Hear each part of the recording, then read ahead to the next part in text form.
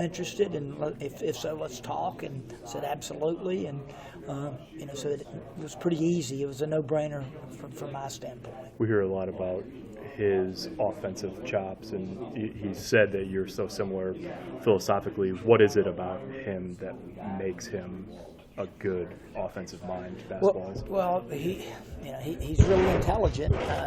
He really understands the offensive game, obviously, but a lot of folks do. I think what is similar to how I tried to coach, but he's really good at it, is he instills tremendous confidence in his offensive players. And I always gave freedom on offense, provided you play hard and rebound. You got to guard a little bit and rebound, then I'm going to give you some freedom. And that's his approach. But then he really has become even better at spacing. And spreading people out and taking advantage of mismatches.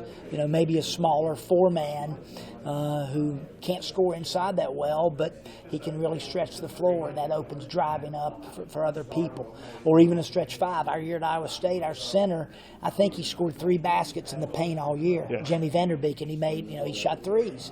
But it's hard for other teams to have a center chasing our 7-footer who never comes in the paint. Yeah. Or rarely. So he's really, really good at that. He sees the game, he sees advantages and disadvantages very quickly, and is able to take advantage of them. He mentioned when he was introduced a couple of weeks ago, he mentioned the proliferation of analytics in the NBA and how that sort of has helped him refine and reinforce some of the ways that he teaches offense.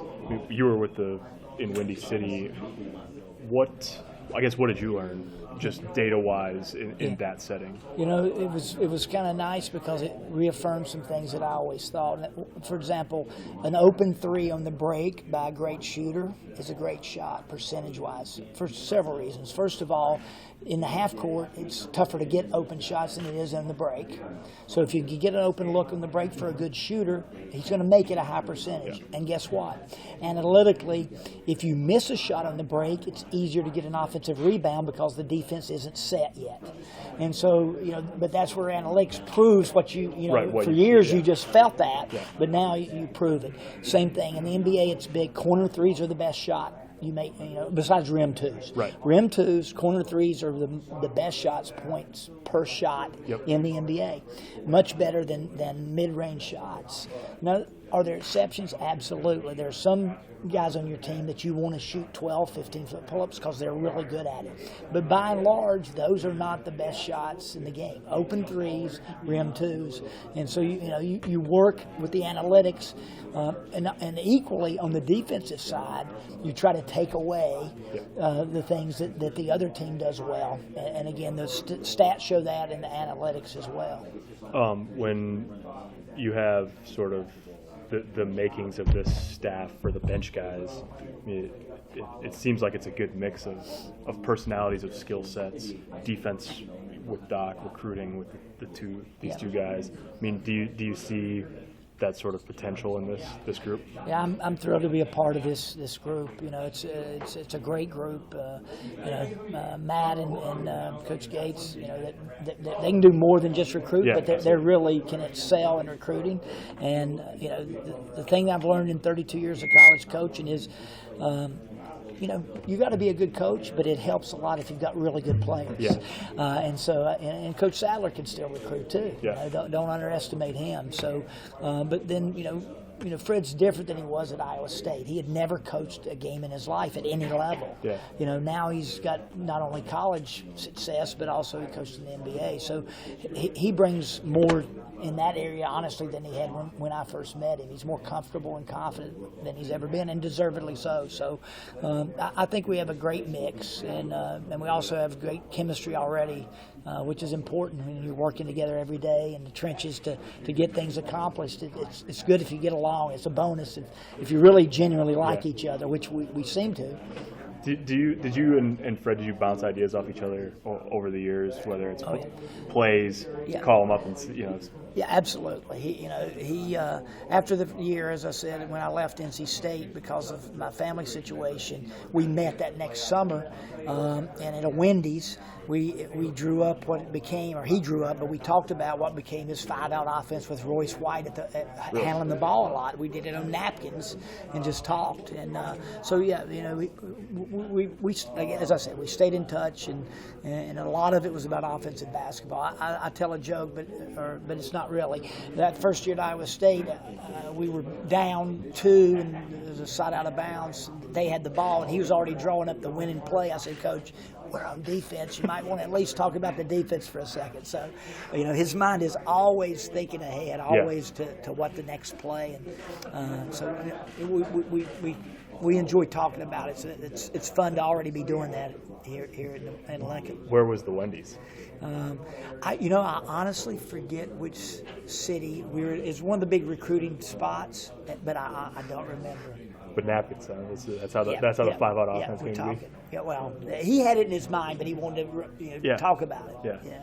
Bobby, I'll start with, do you have a matching suit coat to those pants? Because those are kind of wild. These are Adidas golf pants. Okay. My daughter works at Adidas, Got it. So she hooks me up. I looked at that, I was like, wow, that's fancy right there.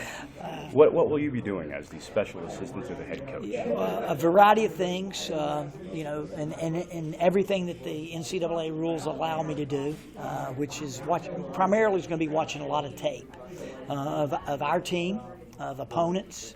There are limits of what I can do, but scouting our opponents behind the scenes, because that's something when I was with him at Iowa State, I scouted every team. And I did that at NC State, and also did it with the Windy City Bulls. All 50 opponents, I did the scout. So that's something that I'm comfortable with, and more importantly, Fred's comfortable with me doing. But also watching recruits on tape. Right now I'm watching all the NBA games and picking out things that may fit into what Fred already does. Maybe some, because you can always improve, a little tweak, teaching points to show our players. I'll put it on video and everything and do that. And then administrative things.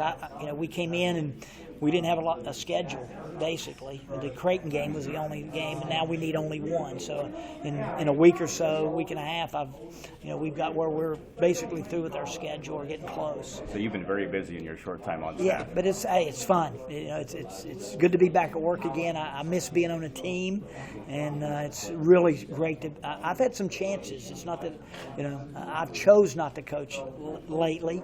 I played 100 rounds of golf the last 2 years and then consulted, so it's been fun. But I miss being on a team. But as I said, I turned some things down. But this was a group that I really wanted to be a part of. Yeah, of the opportunities you've gotten recently, why was it Nebraska and Fred Holberg that you said in your heart, this is what I want to do? Yeah, well, honestly, primarily it's because of Fred, because of our philosophically, we're very similar on the court and off the court. That's important to me at this point in my life. I only want to work for someone and something I believe in, and have mutual respect. But also, honestly, Nebraska. Never having won an NCAA game. I mean, that's something that, I think we can do special things here with Fred as our leader, and I wanted to be a part of that. And so that's a pretty good combination of reasons why I wanted to be here. 100 rounds of golf. Did you play any place special? No, unfortunately, no. Just most of it's walking early in the morning with my buddies back home. And just at home, but that's my daily exercise. When the sun rose, we hit it, and first guys off the tee, and you only play so much golf. It was time to get back to work. You were the head coach of Charlotte when you guys played here in the NIT against Doc. That's right. Back in, was that 2008 or so? Yeah. Do you remember that game? I remember it well. What do you remember? I remember it was hard to get a shot off because they were so physical defensively. And we were a pretty good offensive team, and we struggled to shoot the ball. We didn't shoot it well at all. And some of that was us, but a lot of that was Coach Sadler and his defense. Is it pretty crazy to now know that you're on the same staff as a guy you were across the way with?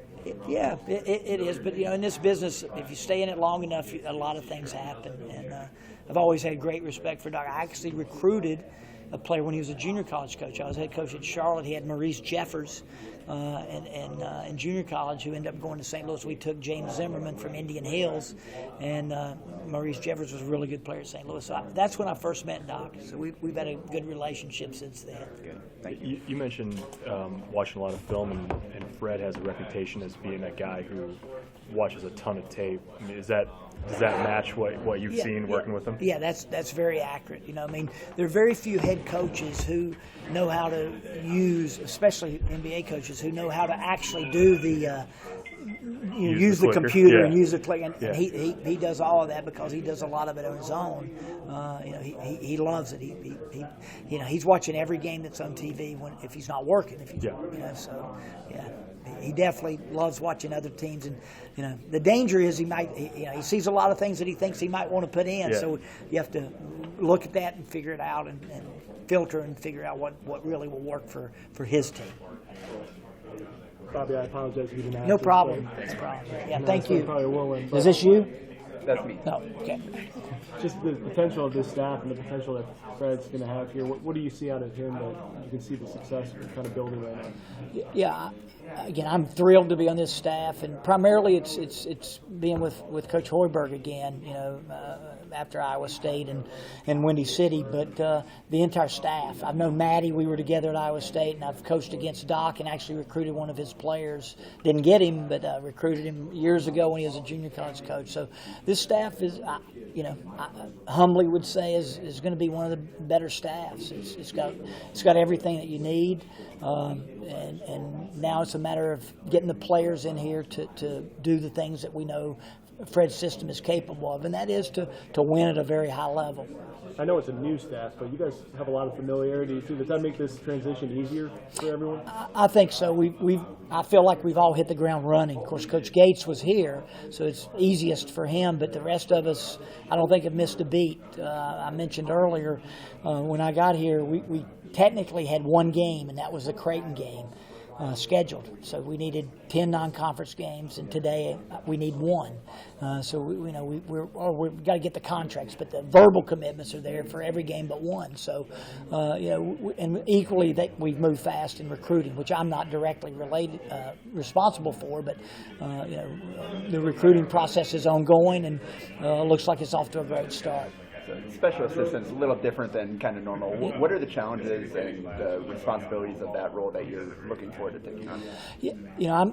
First of all, I've had some opportunities to be a full-time coach and have turned them down because I was looking at this point in my life for the right situation and with the right people, and this is the one and Fred primarily, but also I mentioned earlier Nebraska, has had good teams, but not success over a long period of time, and not NCAA tournament success. So I think it's going to be a lot of fun to be a part of that. With Fred leading us. As far as my duties as a special assistant, I'll be doing a lot of film work, watching film of everybody, our players, our opponents. I'm watching NBA games right now to try to pick up some ideas for our team, for Fred's offensive system. Be doing other administrative things, and it's a challenge. I'll basically be doing everything the NCAA rules allow me to do, and I'm happy with that.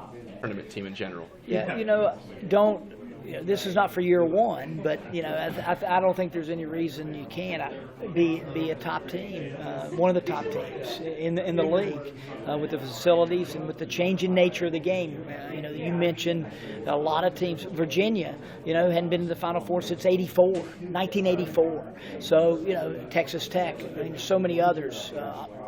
That have done it. So, with the right guy leading your program, and I obviously think Coach Hoiberg's the right guy, or I wouldn't be here. I think that you can get competitive, and certainly our goal is to get in the top half of the league and be in a position to get into an NCAA tournament. We have to get there first, but if we can build the program the way I know he wants to, we want to be a team that also can win games, in the tournament.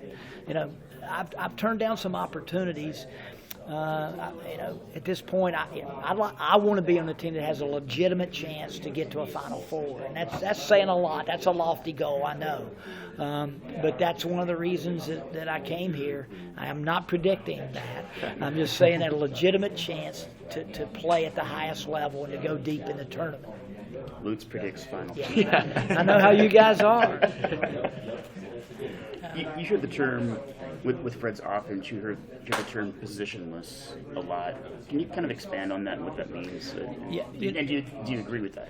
Yeah, positionless basketball is popular now, and because the NBA's made it popular, Golden State in particular. But one of the reasons that Fred hired me was we played that way at Charlotte because we had to. We couldn't get one good big guy, much less two. So my whole career, I played with a 4 guy who might be undersized, but was always really skilled. And we would spread the floor, and we had great success against teams like Cincinnati and Louisville, who were bigger, stronger, but now we made their big guys chase us over the floor. That's what he loved about our team, and that's one of the reasons he hired me when he got the job in 2010 at Iowa State. And we put a lot of similar things. He obviously brought tons of things of his own, but a lot of the things we did, we had done at Charlotte. So positionless basketball, to me, is putting your best players on the floor and figuring out how to win with those, and you don't play 2 big guys just to play 2 big guys. It makes more sense to play your best players and then figure out a way. Maybe you have to double team on the other end in the post if you're a little small. You may have to do some things differently, but your opponent has to make some adjustments too, and that's the beauty of, and more than positionless, I think, what Coach wants is skilled guys. Even as big guys, you got to have one guy to bang, and especially in the defensive end, or else you're going to have problems in this league because it's so big, so physical. But on the offensive end, if you can get 4 guys on the court at the same time that all can pass, dribble, and shoot, that's hard to guard, and it's kind of the way basketball tends to be going. Even everybody talks about Virginia this year, but if you watch them offensively, they made 15 threes at the Carrier Dome. They could shoot the ball. Their 4 perimeter guys with the 1 big, were all skilled. So while they played really solid, slow, and great defense, on offense they really did spread the floor. They just didn't play fast. They're like one of the top KenPom teams for offensive efficiency. Yes, exactly. From afar, what's kind of been your perception of the Big Ten Conference over your career? Yeah. What's changed? What's changed, or what's my perception? First perception, then changed. Okay, so in 2005, we beat Tennessee in the first round of the tournament, and then we played Bill Self's Illinois team, and that was that was a look at how big, strong, and physical the league was. We'd also played Indiana. We beat them at Indiana, but we lost to them 3 times in a 4-year series, and so I saw it. I had great respect for it. Obviously, it is one. I've said earlier, I think it's the most physical league in the country. And so you have to be ready for that. You have to be prepared. That's the way the game's played. That's the way the game's called a little bit differently. I think it's allow more physical play than a lot of leagues today. So great respect. My daughter worked for the Big Ten the last 3 years, and so that made me even watch more. While she was working with the Big Ten, and so tremendous respect. As far as change, I think it's still one of the best leagues in the country, obviously, and it's still a very physical league. But some teams play faster. Michigan State plays pretty fast. So there's still a lot of ways you can win. You just have to put the system in place, and you have to recruit the right players for your system. And if you do that, as hard as it is, as tough as it is, you can be successful. And Fred said you're kind of in charge of a lot of the scheduling coming up for the next year. Yeah. You were with Fred's first year in Iowa State, right? Right. So did you learn anything from putting together that schedule to how to handle a first year with the new program? Yeah. Anything you do differently? Yeah, so I didn't really do the scheduling at Iowa State, but for any first-year coach coming in, it's important to balance it out. In the Big Ten with 20 league games, you're going to have lots of opportunities to get quality wins. and we play Creighton, and we play in the ACC Challenge. So there's 2 more really good games. So 22 of your games are going to be really good. If we play in a multi-team, we're going to play 3 pretty good opponents there. Because the ones we're looking at are pretty good opponents. So what you want to do with the rest of your games is we need home games. And you don't want to make it so difficult, to be honest. You don't want to play the bottom teams, but you want to play, teams that you feel good about, especially in the first year with a roster that we don't even know what it's going to be yet. We have to do a good job of balancing the schedule because, again, we're going to have plenty of opportunities to have quality wins.